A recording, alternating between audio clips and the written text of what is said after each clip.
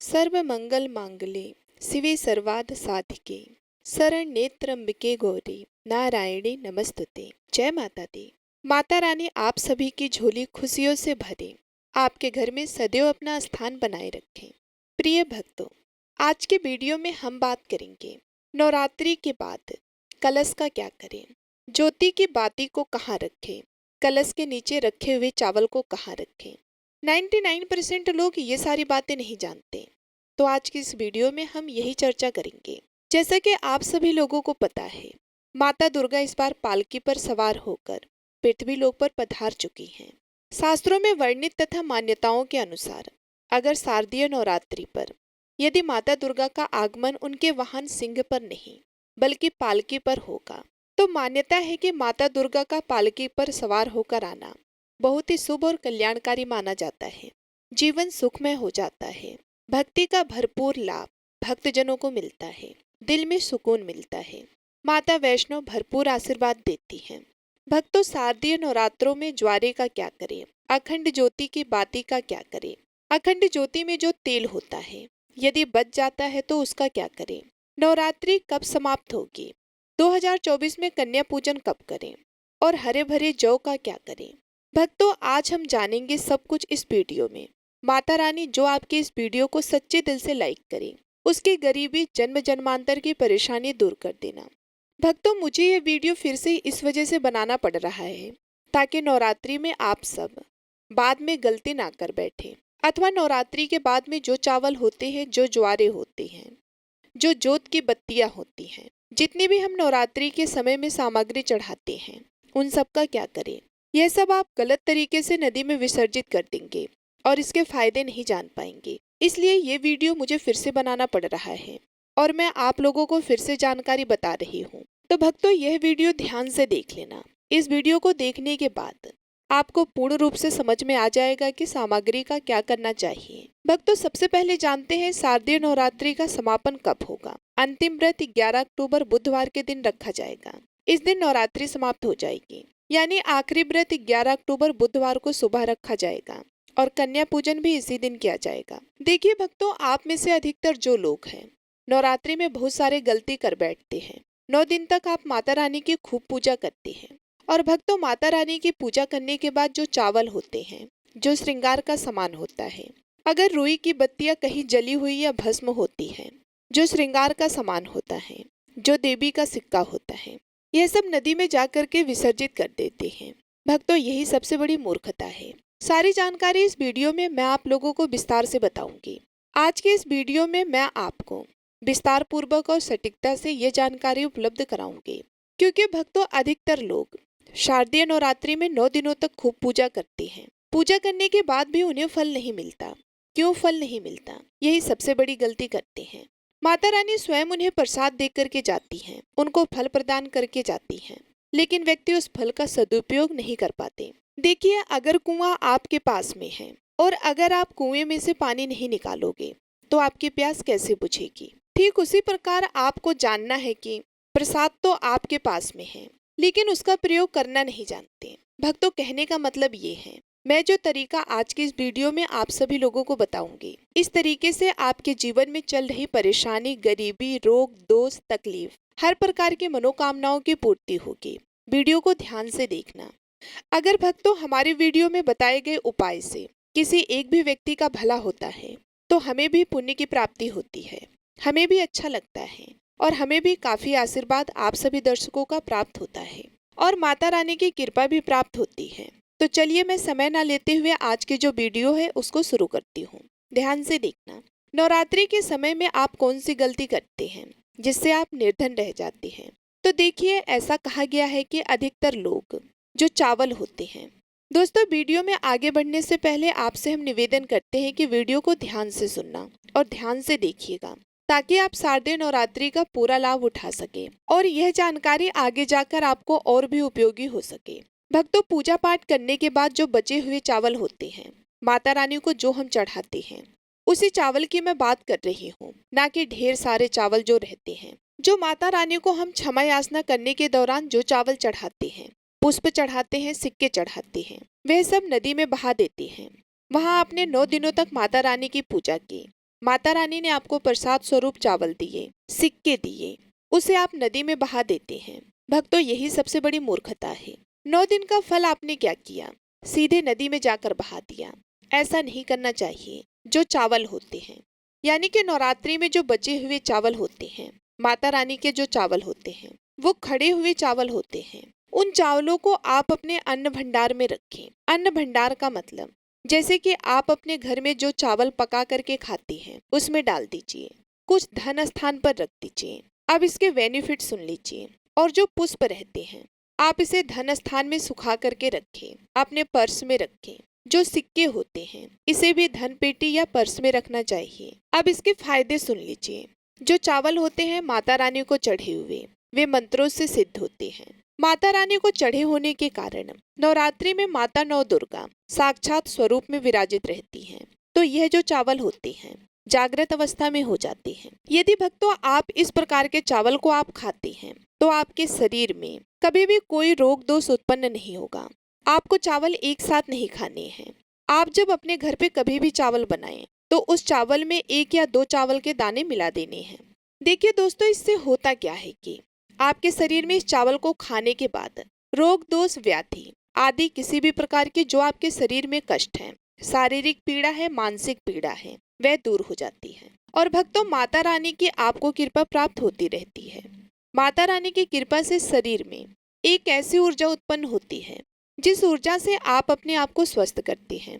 और आप जहाँ भी चले जाइए, जिस भी कार्य को करिए, वह कार्य आपका सफल होता है।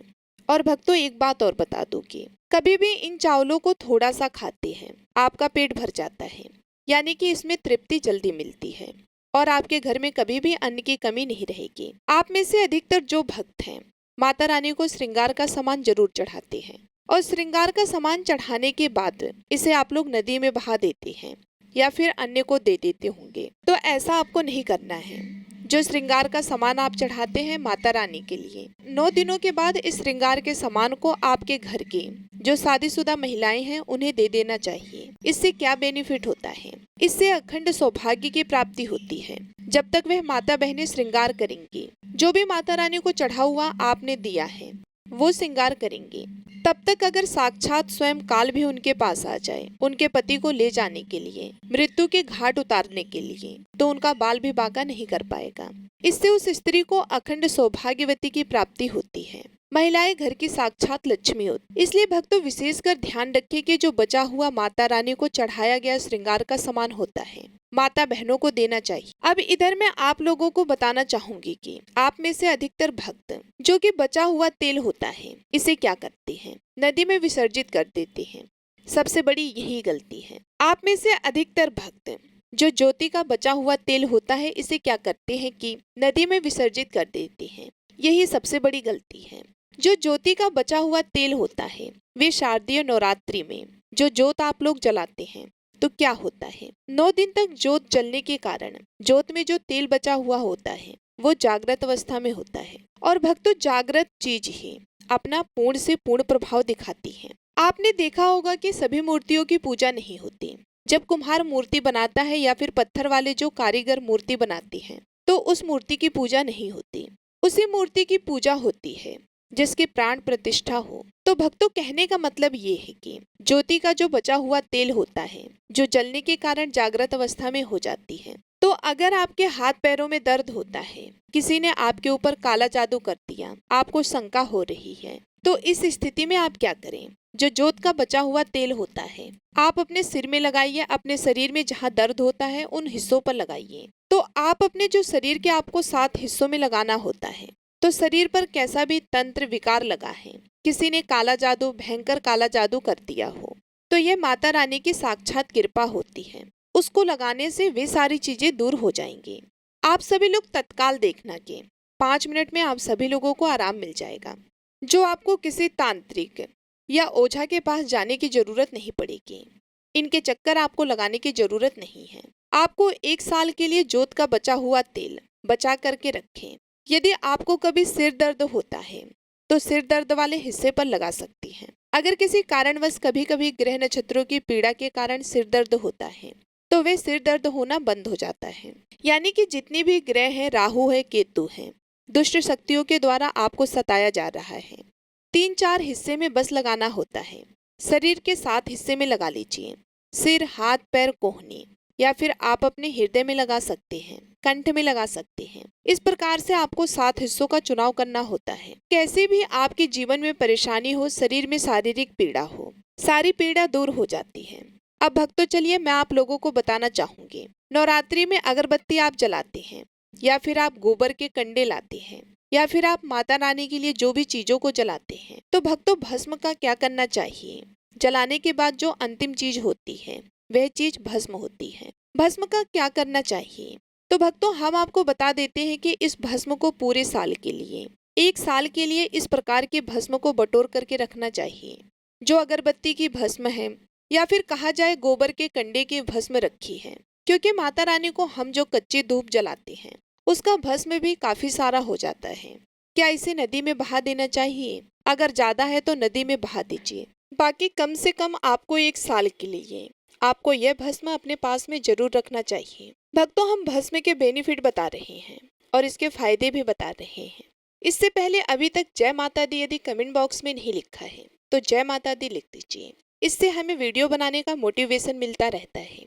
माता रानी की कृपा आपके ऊपर और हमारे ऊपर सदा बनी रहती है, उससे हमें आनंद मिलता है। तो भक्तों जो भस्म होती है उसका क्या करना चाहिए। अगरबत्ती की जो भस्म होती है इसे पूरे 1 साल के लिए आपको बचा कर रखना होता है और इसे थोड़ी थोड़ी आपको खानी होती है। अगर आप चाहते हैं कि आपकी अध्यात्म उन्नति हो, आपकी प्रगति हो, तो यह थोड़ी थोड़ी मात्रा में खाना शुरू कर दीजिए। आपकी जो सोचने समझने की क्षमता है इतना ज्यादा पावरफुल हो जाएगी कि आपके आसपास में रहने वाले लोग जितना सोचते हैं उससे 1000 गुना ज्यादा आपकी सोच बढ़ जाएगी। भक्तों जिस भी कार्य को करने के लिए जाएंगे उस कार्य में आपको तरक्की मिलना शुरू हो जाएगी। और भक्तों एक खास बात, छोटे बच्चों को नजर तो बहुत जल्दी लग जाती है, तो जो अगरबत्ती की भस्म होती है माता रानी के लिए 9 दिनों तक आपने भस्म जला करके रखी है, उस भस्म का थोड़ा सा तिलक आप जो है उनके मस्तक पर लगाइए, या फिर जिस हिस्से में दर्द हो रहा है, जैसे कि पेट में अचानक से दर्द हो रहा है, उस हिस्से पर आप जो है उस भस्म को रगड़ दीजिए।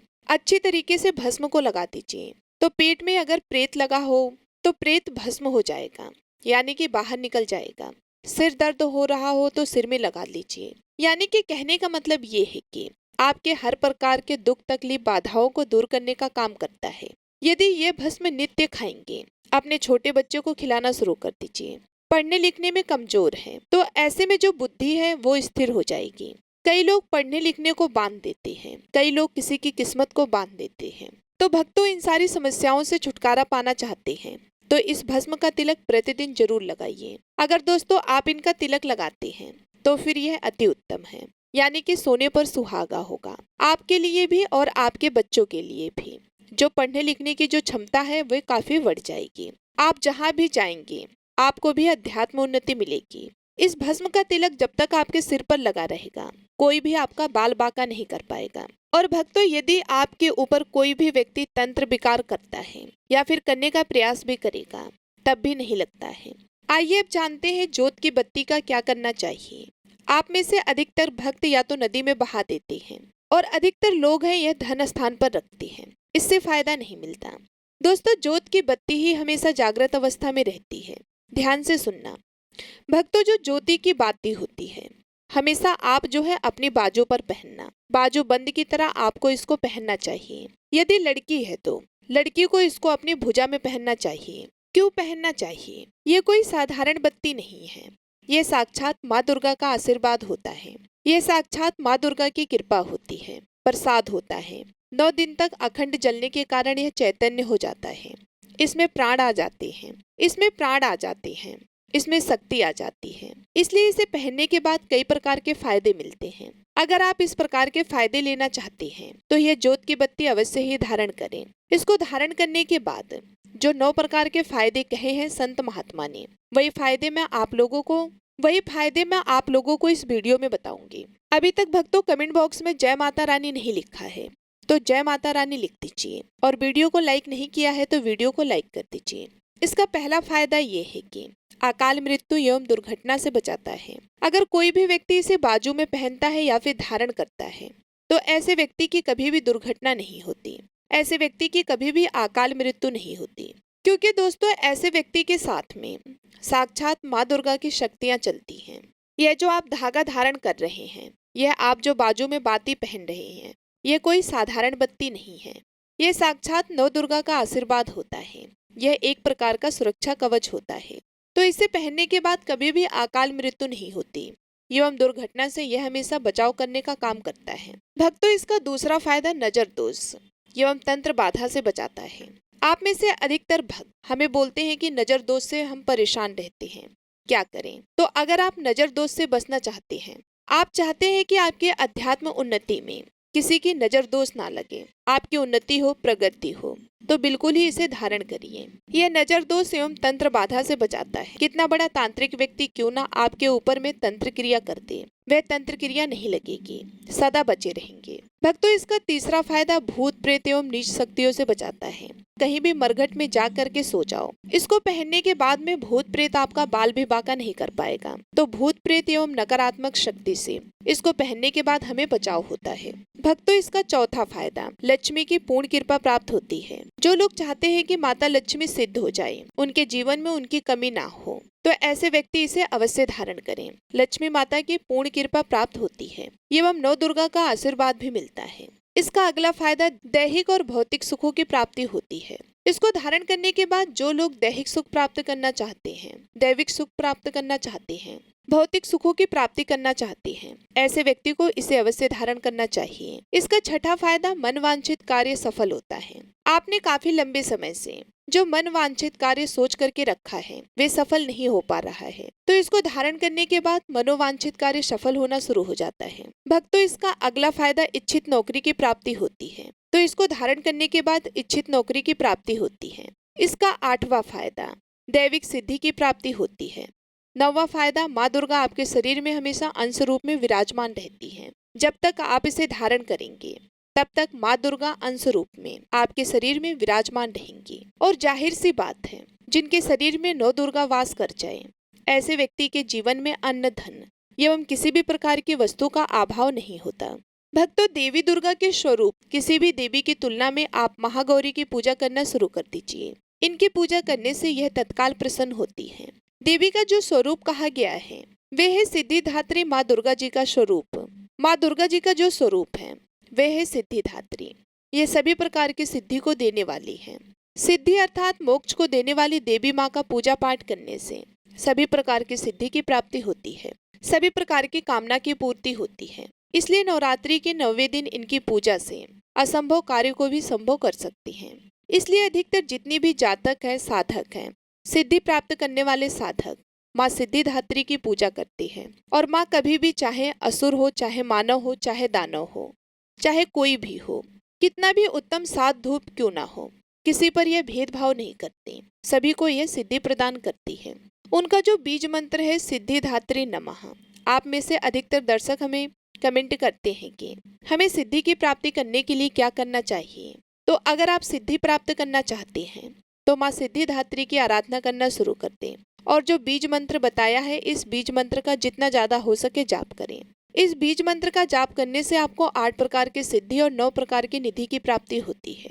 तो यह वीडियो देखने के बाद आप समझ ही गए होंगे कि ज्योत की बाती का क्या करना चाहिए। अगर यह जानकारी अच्छी लगी हो तो इस वीडियो को लाइक जरूर करना और जन कल्याण के लिए इस वीडियो को आगे जरूर शेयर करना।